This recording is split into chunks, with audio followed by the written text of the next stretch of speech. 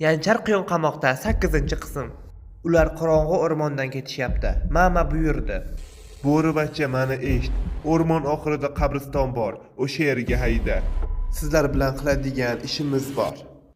Ularga ham bu qiziq tuyuldi va qabriston tomon haydashdi. Mama ikkita lapatkani berib, ularga aytdi.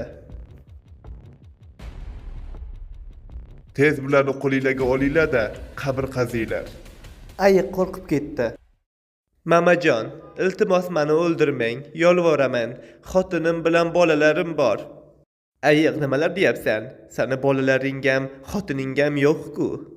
Kelajakda bo'lar. Nima sizlar chista tupoymisizlar? Qazinglar.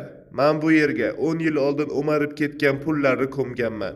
Chuqurroq qazisanglar topamiz.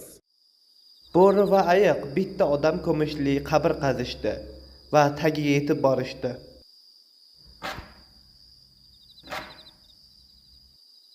Ayiq egilib, ikkita pul to'la qopni ko'tardi. Onasini emsen, bu pullar umrimiz oxirigacha yetadi-ku. Meni umrim oxirigacha.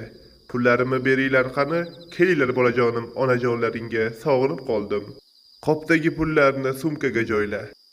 Ayiq birma-bir pulni solayotgan payt bo'rini krisaliga tutib, quyonni uxlatibdi. Bo'ri, nimalar qilyapsan? O'ylab ish qilyapsanmi?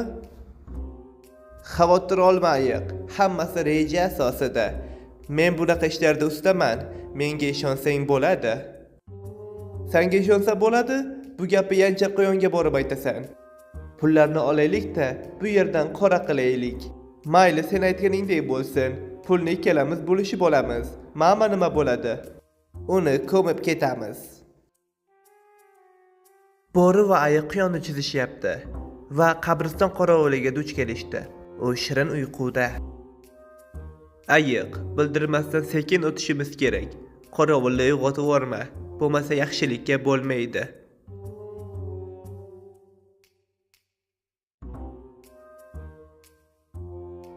Ular katta xato qilishdi.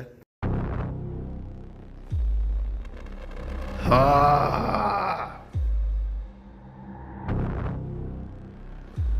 Ular mamani uxlatishdi-ya. Endi ularni haqiqiy onasini ko'rsataman.